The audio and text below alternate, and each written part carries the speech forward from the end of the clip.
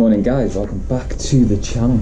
Today we're going to be looking at the Mini and also the Civic is going, which I'm a bit upset about.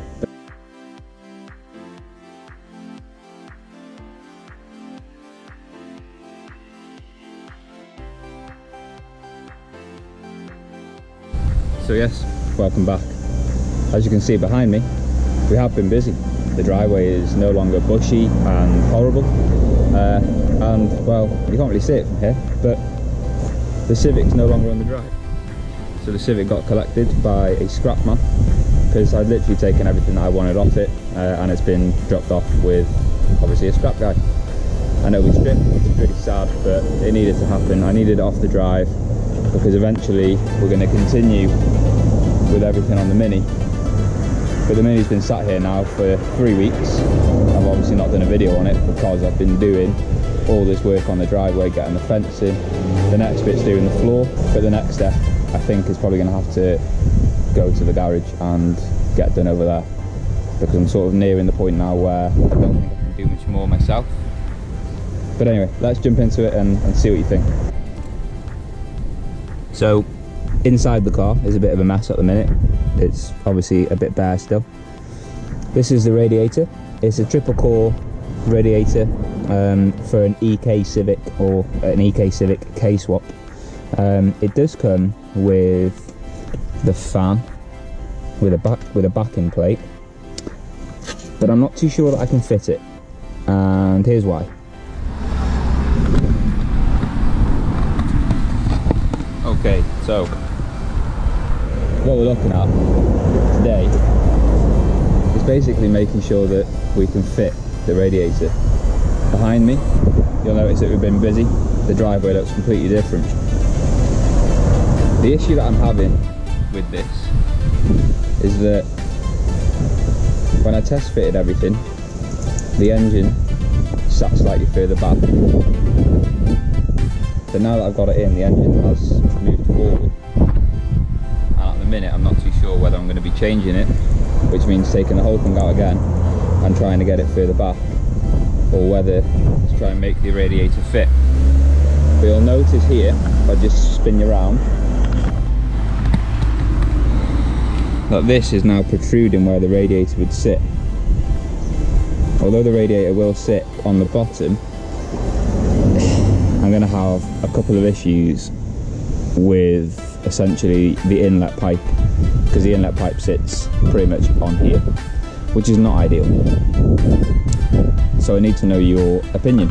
Take a look at this, because I think I'm going to have to either modify this radiator or buy another one, and I don't really know which one to do.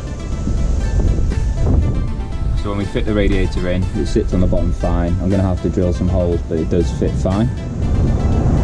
But the top inlet hose hits the throttle body, so really I could do with a side opening or a side mount inlet radiator. And I know K-Tune sell one, but the K-Tune radiator is about £400. And I'd rather try and not spend £400 on the radiator when I've got this one, which is triple core, so just as good, if I can modify the inlet to be on the side. So comment below what you think I should do. So basically, you'll notice from that it doesn't give me much room for the fan, which is a problem. So obviously we need a fan, and it hits the throttle body. This top piece is going to have to get trimmed, along with the side down here. But I don't know essentially what the next step is going to be. I'll probably end up talking to Sideways and seeing if I can get it over to Sideways to get it all fitted properly. I'd rather them take a look at it and tell me whether, well, one, I've ballsed it, or if they can get it to fit, then that would be great. I'm also going to get in touch with Sideways to do the wiring, because I have a universal wiring harness which wires the K-series into the Mini loom, so that I can use the Mini key to start it.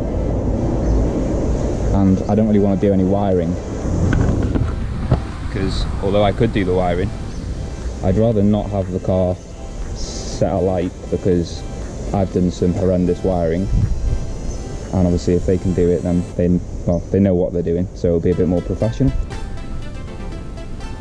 So the wiring harness I've bought is essentially a K-tuned remake.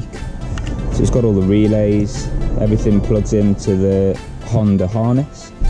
I think this one goes into the ECU.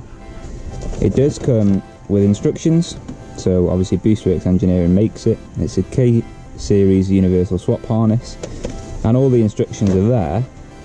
I'm just not sure that I actually want to go ahead and do it myself. And I know this video is really short, and I apologise, but I'm just at a bit of a loss at the minute. I don't really know what to do, so I thought I'd ask for your opinion, and hopefully over the next week or two we can start really making some good progress with this again. So let me know again in the comments below what you think I should do with the radiator, and I will catch you in a bit.